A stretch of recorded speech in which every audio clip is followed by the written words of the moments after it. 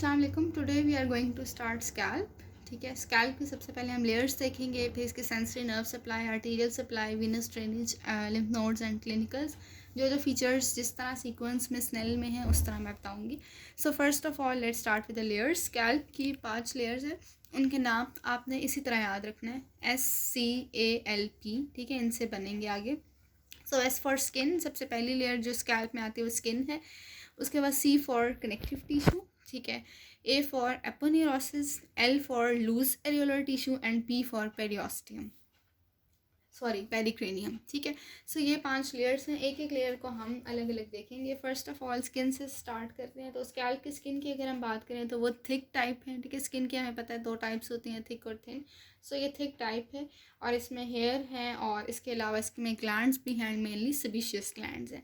Next layer है हमारे पास connective tissue की। तो स्किन के नीचे है कनेक्टिव टिश्यू। ठीक है, इसमें फैट प्रेजेंट होता है और डिफरेंट सेप्टा होते हैं जो कि जा रहे होते हैं नेक्स्ट लेयर के अंदर, जो कि एपोन्यूरोसिस है। ठीक, नेक्स्ट आ जाते हैं, नेक्स्ट लेयर है एपोन्यूरोसिस। अच्छा, इस कनेक्टिव टिश्यू की एक और फीचर ये भी है कि इसके अंदर आर्टरीज़ का एनास्टोमोसिस प्रेजेंट होता है। ठीक है, डिफरेंट आर्टरीज एनास्टोमोस करती हैं ताकि स्कैल्प की रिच ब्लड सप्लाई हो सके। उसके बाद एपोन्यूरोसिस। सो एपोन्यूरोसिस जो है उसको बेसिकली एपिक्रेनियल एपोन्यूरोसिस है। और ये क्या होती है, एक टेंडनस शीथ है जो कि ऑक्सीपिटल फ्रंटालिस एक मसल है, मैं आगे बताऊंगी। स्कैल्प का एक मसल है, उसके दोनों पोर्शंस या दोनों बैलिस को कनेक्ट कर रही होती है एपोन्यूरोसिस। ठीक है, तो ये वाली है आपके पास एपिक्रेनियल एपोन्यूरोसिस।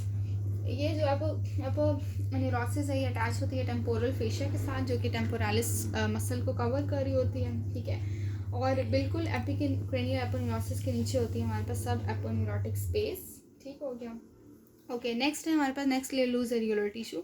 सो लूज एरियोलर टिश्यू का ये काम है कि उसने एपोन्यूरोसिस को पेरियोस्टियम के साथ कनेक्ट करना है। ठीक है, और इसके अंदर जो वेन्स होती हैं वो एमिस्ट्री वेन्स होती हैं। एमिस्ट्री वेन्स का ये काम होता है कि उन्होंने स्कैल्प की वेन्स को कनेक्ट करना होता है। वो बेसिकली स्कैल्प की वेन्स को डिप्लॉइक वेन्स के साथ कनेक्ट करती हैं, जो कि आगे वीनस साइनसिस के अंदर ड्रेन होती हैं। सो पेरिक्रेनियम जो है ये आपके पास इसकी वो बेसिकली पेरियोस्टियम है। ठीक है, जो outer surface of skull bones को कवर कर रही है। तो ये स्कैल्प की 5वीं लेयर बना रही है। इन लेयर्स की अगर मैं आपको फिगर दिखाऊँ, ये 5 लेयर्स, तो you can see here.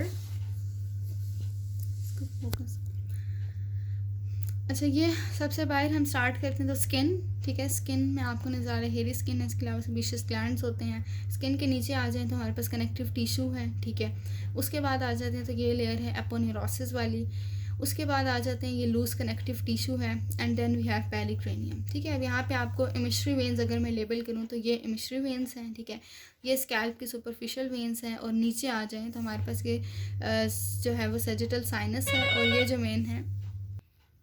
Okay जी, सो ये लेयर्स हो गई हमारे पास 5। यहाँ पे मैं आपको वेन्स का बता रही थी कि मिश्री वेन्स हैं, स्कैल्प की वेन्स को डिप्लॉइक वेन्स से कनेक्ट करती हैं, जो कि स्कल में प्रेजेंट है। और इसके अलावा ये आपके पास सेजिटल साइनस है।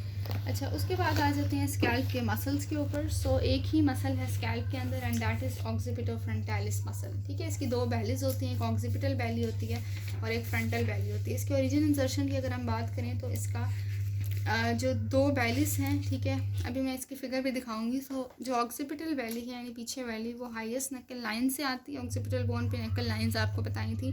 और फ्रंटल जो वैली है वो स्किन और सुपरफिशियल फेशिया ऑफ आईब्रोज से आती है, इंसर्ट हो जाती है एपिक्रेनियल एपोन्यूरोसिस में, जो इन दोनों के बीच में है। फेशियल नर्व सप्लाई करती है और इसका काम है कि स्कैल्प को मूव कराना है और आईब्रोज को रेस करवाना है। अगर इस फिगर को आप देखें तो ये आपके पास पूरा जो मसल है that is occipital frontalis muscle. ये वाली इसकी ऑक्सीपिटल वैली है, पीछे वाली ये। ठीक है, ये फ्रंटल वैली है। तो बीच में ये सारी एपोन्यूरोसिस, एपिक्रेनियल एपोन्यूरोसिस इन दोनों बैलीज को कनेक्ट कर रही है। ठीक है, अब इन दोनों बैलीज को ओरिजिन बताया था कि ये वाली जो ऑक्सीपिटल वैली है ये हाईएस्ट नक्कल लाइन से आ रही है और ये जो फ्रंटल वैली है कि इधर आईब्रोज की स्किन और फेशिया से आ रही है। सो काम क्या है कि आईब्रोज को रेस करवाना और स्कैल्प को मूव करवाना ऑन द स्कल, ये इस मसल का काम है। तो स्कैल्प में एक ही मसल है। ठीक है, नेक्स्ट हम आ जाते हैं सेंसरी नर्व सप्लाई के ऊपर। सो सेंसरी नर्व सप्लाई जो है उसके लिए आपने ये याद रखना कि वो ट्राइजेमिनल नर्व जो हमारे पास 5th क्रेनियल नर्व होती है। ठीक है, उधर से कुछ ब्रांचेस हैं, उनको हम देखेंगे कि वो किधर किधर जा रही हैं। सर्वाइकल प्लेक्सस से हैं, इसके अलावा C2 से हैं। ठीक है, जो सेकंड सर्वाइकल नर्व है उसके पोस्टीरियर रेमाई से। सबसे पहले ट्राइजेमिनल नर्व की बात करें, 5th क्रेनियल नर्व है। ठीक है, इसकी 3 डिवीजन्स होती हैं major, ophthalmic, maxillary and mandibular. ठीक है, लेकिन हर ब्रांच के आगे से डिफरेंट होती हैं, लेकिन हम अभी सिर्फ वही देखेंगे जो स्कैल्प में आ रही हैं। सो ऑप्थेल्मिक से दो आती हैं, supra trochlear and supra orbital. अब ये जो दो नर्व्स हैं ये बेसिकली सुपीरियर ऑर्बिटल मार्जिन के गिर्द लूप करती हैं, ठीक है, और ये वर्टेक्स तक चली जाती हैं। सो अगर हम इस फिगर को देखें, ठीक है, ये आपके पास सेंसरी नर्व सप्लाई, ये आर्टीरियल सप्लाई बताई हुई है। तो ये सुप्रा ट्रॉक्लियर सुप्रा ऑर्बिटल नर्व जो दोनों होती हैं, ये आपका जो सुपीरियर ऑर्बिटल मार्जिन है इसकी गिर्द वाइंड करती हैं और पीछे वर्टेक्स तक एक्सटेंड करती हैं, ठीक है। नेक्स्ट हमारे पास जो नर्व है वो मैक्सिलरी की ब्रांच है। सो मैक्सिलरी से आती है हमारे पास जाइगोमेटिको टेम्पोरल नर्व, ठीक है। जाइगोमेटिको टेम्पोरल नर्व जो है ये टेम्पल रीजन में सप्लाई करती है, ये वाली नर्व है, ठीक है। उसके बाद आ जाते हैं आपके पास जो मैंडिबुलर डिवीजन से आती है वो है ऑरिक्यूलो टेम्पोरल नर्व। तो ऑरिक्यूलो टेम्पोरल नर्व जो है ये यहाँ पे, ठीक है, ऑरिकल के सामने आती है बेसिकली। अच्छा जी, उसके बाद आ जाती है ऑरिकोटेम्पोरल नर्व। तो ये है ऑरिकोटेम्पोरल नर्व, ये ऑरिकल के सामने आ जाती है बेसिकली, ठीक है, एक्सटर्नल के वाले रीजन में सामने, और इसके अलावा टेम्पोरल रीजन को भी सप्लाई करती है। नेक्स्ट सर्वाइकल प्लेक्सस से जो ब्रांच आती है वो है लेसर ऑक्सीपिटल नर्व, ये वाली, ठीक है। ये क्या करती है, जो ऑक्सीपिटल रीजन है जो उसके लैटरल पार्ट को सप्लाई करती है, ठीक है, स्कैल्प के लैटरली आ जाती है और ऑरिकल में मीडियली भी ये ब्रांचेस देती है। उसके अलावा आ जाते हैं ग्रेटर ऑक्सीपिटल नर्व से, तो वो C2 से आती है, ठीक है, और ये एक्सटेंड करती है, पीछे से आ रही है ऑक्सीपिटल पार्ट में, ठीक है, और ये मिड लाइन में एक्सटेंड करती है, तो ये वर्टेक्स तक एक्सटेंड कर रही है। सो ये सारी ब्रांचेस हैं। Supra trochlear supra orbital margin से आई थी, ठीक है, उधर वाइंड करके वर्टेक्स तक आ गई थी। जाइगोमेटिको टेम्पोरल रीजन को सप्लाई कर रही थी। इसी तरह ऑरिको टेम्पोरल जो है वो भी यहाँ पे, प्लस ऑरिकल को।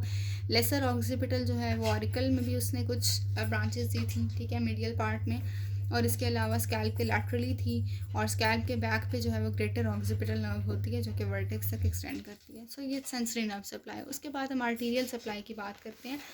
सो आर्टीरियल सप्लाई में हमारे पास जो है वो इंटरनल कैरोटिड की और एक्सटर्नल कैरोटिड के ब्रांचेस हैं, ठीक है। इंटरनल कैरोटिड की आपकी एक ब्रांच है ऑप्थेल्मिक आर्टरी, ठीक है, उससे आती है सुप्रा ट्रॉक्लियर और सुप्रा ऑर्बिटल। देखिए सुप्रा ट्रॉक्लियर सुप्रा ऑर्बिटल वो नर्व्स के ही कॉरस्पॉन्डिंग है, तो इसका मतलब है जिधर जिधर वो नर्व है उधर उधर की आर्टरीज भी होंगी। तो सुप्रा ट्रॉक्लियर सुप्रा ऑर्बिटल वही सुपीरियर ऑर्बिटल मार्जिन के गिर्द उन्होंने लूप किया एंड अल्टीमेटली वो वर्टेक्स तक आती हैं। सो बेसिकली वर्टेक्स तक आगे देखने सारा आपके पास एनास्टोमोसिस आर्टरीज का बनता है। इस टाइम कहते हैं कि स्कैल्प की प्रोफ्यूज ब्लड सप्लाई होती है क्योंकि उसने हेयर फॉलिकल्स को नरिशमेंट देनी होती है। अच्छा, उसके बाद ये दोनों जो ब्रांचेस हैं ना हमारे पास, ये दोनों ये ऑप्थेल्मिक आर्टरी की हैं जो कि इंटरनल कैरोटिड की ब्रांचेस हैं, ठीक है। आगे हम अलग से देखेंगे पूरी आर्टीरियल सप्लाई, बहरहाल अभी इतना याद रखें। उसके अलावा एक्सटर्नल कैरोटिड की जो ब्रांचेस हैं उसमें आपके पास है सुपरफिशियल टेम्पोरल, ठीक है, यहाँ पे देखिए टेम्पोरल रीजन में होगी। इसके आगे से दो ब्रांचेस होती हैं, एक एंटीरियर होती है और एक पोस्टीरियर होती है। इसके अलावा आपके पास एक और आर्टरी है, ये पोस्टीरियर ऑरिकुलर है, ठीक है, ऑरिकल के पीछे चली जाएगी, उधर सप्लाई करेगी। Then we have the occipital artery. Okay जी, इनको दोबारा आर्टरीज को देखते हैं। सुप्रा ट्रॉक्लियर सुप्रा ऑर्बिटल वो नर्व्स के कॉरस्पॉन्डिंग थी, मार्जिन के गिर्द उन्होंने लूप किया, उसके बाद जो है वो वर्टेक्स तक आ जाएंगी। देन जाइगोमेटिको टेम्पोरल नर्व, ठीक है, ये जो है आपके पास इसने सप्लाई किया था, ये आपके पास जो होती है ना जो होती जाइगोमेटिको टेम्पोरल आर्टरी जो जाइगोमेटिको टेम्पोरल नर्व के कॉरस्पॉन्डिंग होती है, ठीक है, तो जिधर जो उसके ब्रांचेस हैं इधर इसकी हैं, ठीक हो गया। नेक्स्ट हमारे पास आ जाते हैं superficial temporal artery. Superficial temporal artery के इंटीरियर पोस्टीरियर ब्रांचेस होती हैं, ठीक है। ये सामने अगर हम बात करें तो एंटीरियरली मतलब इसकी फ्रंटल ब्रांचेस होती हैं और इसके अलावा इसके कुछ पोस्टीरियरली टेम्पोरल ब्रांचेस होती हैं। पोस्टीरियर ऑरिकुलर है, ठीक है, ये scalp above of the scalp और ऑरिकल के पीछे ब्रांचेस देती है। फिर ऑक्सीपिटल आर्टरी है जो कि ग्रेटर ऑक्सीपिटल नर्व के कॉरस्पॉन्डिंग है, तो ये भी पीछे ऑक्सीपिटल रीजन में सप्लाई करती है, अल्टीमेटली जो है बैक ऑफ द स्कैल्प को ही सप्लाई करती हैं। सो ये आपके पास हो गई आर्टीरियल सप्लाई। नेक्स्ट हम आ जाते हैं वीनस ड्रेनेज के ऊपर। सो वीनस ड्रेनेज का जो है पहले आपको फ्लो चार्ट दिखाऊंगी, फिर फिगर से दिखाऊंगी। सो आपके पास इसमें आपने ये याद रखना है कि जब आर्टीरियल सप्लाई में एक्सटर्नल और इंटरनल कैरोटिड आर्टरीज की ब्रांचेस थी, तो इसका मतलब है वीनस ड्रेनेज में ही वो वेन्स होंगी सारी जिन्होंने अल्टीमेटली इन दोनों वेन्स के अंदर ड्रेन करना है। इंटरनल जुगुलर वेन और एक्सटर्नल जुगुलर वेन के अंदर ड्रेन करेंगी, ठीक है, आपकी वेन्स। सबसे सुप्रा ट्रॉक्लियर सुप्रा ऑर्बिटल जो वेन्स होती हैं वो मिलके बनाती हैं फेशियल वेन, ठीक है, ये आपने याद रखना है। सुपरफिशियल टेम्पोरल जो है वेन वो कंबाइन करती है मैक्सिलरी वेन के साथ, वो बनाती है रेट्रोमैंडिबुलर वेन, वो एंटीरियर। ओके यहाँ पे सुपरफिशियल टेम्पोरल मैक्सिलरी ने ज्वाइन किया रेट्रोमैंडिबुलर बन के एंटीरियर पोस्टीरियर डिवीजन होगी, जिसकी पोस्टीरियर वाली होगी पोस्टीरियर ऑरिकुलर के साथ मिलकर एक्सटर्नल जुगुलर वेन बनाएगी, ठीक है। और इंटरनल जुगुलर वेन जो है एक तो फेशियल वेन से बनती है और इसके अलावा ऑक्सीपिटल वेन से, जो सब ऑक्सीपिटल प्लेक्सिस के अंदर ड्रेन करती है। तो अगर इस फिगर को हम देखें, ओके इसको देखें तो यहाँ पे फेशियल वेन दिखाई हुई है, वो ऊपर से आ रही थी क्योंकि सुप्रा ट्रॉकुलर सुप्रा ऑर्बिटल वेन से जब कंबाइन किया था तो ये फेशियल वेन बन गई थी। इसके अलावा सुपरफिशियल टेम्पोरल वेन जो है ये वाली, ठीक है, इसको आप देखें, इसने मैक्सिलरी वेन जो पैराटिड ग्लैंड के अंदर होती है उधर से आई, ये दोनों वेन्स बन जाएंगी रेट्रोमैंडिबुलर। अब रेट्रोमैंडिबुलर की ये पोस्टीरियर डिवीजन है तो ये पोस्टीरियर ऑरिकुलर के साथ कंबाइन करेगी और ये आपके पास बना देगी एक्सटर्नल जुगुलर वेन, ये वाली, ठीक हो गया। उसके अलावा इंटरनल जुगुलर जो है यहाँ पे आपके पास बनेगी कहीं। सो इंटरनल जुगुलर ये है, ठीक। इंटरनल जुगुलर किस तरह बन रही थी, एक ऑक्सीपिटल वेन से और एक फेशियल वेन से। तो ये फेशियल वेन है और ऑक्सीपिटल वेन जो है इतनी यहाँ पे क्लियर नहीं है। सो इन दोनों वेन से इंटरनल जुगुलर बनती है, ठीक हो गया। नेक्स्ट हम आ जाते हैं लिम्फ नोड्स के ऊपर। सो लिम्फ नोड्स जो हैं वो आपके पास 4 ग्रुप में होंगे। सबसे पहले अगर मैं आपको बताऊं तो एंटीरियर ऑफ द स्कैल्प और फॉरहेड से जितने भी आ रहे हैं, ठीक है, सामने से और फॉरहेड वाले रीजन में, वो ड्रेन करेंगे सब मैंडिबुलर नोड्स के अंदर, ठीक है। लैटरल ऑफ द स्कैल्प की अगर मैं बात करूं और ईयर से अबव वाले पोर्शन की, तो वो ड्रेन करेंगे सुपरफिशियल मैस्टॉइड के अंदर, ठीक है, जिनको हम सुपरफिशियल मैस्टॉइड नहीं, सुपरफिशियल पैरोटिड नोड्स जिनको हम प्री ऑरिकुलर भी कहते हैं, ठीक है, उनके अंदर ड्रेन करेंगे।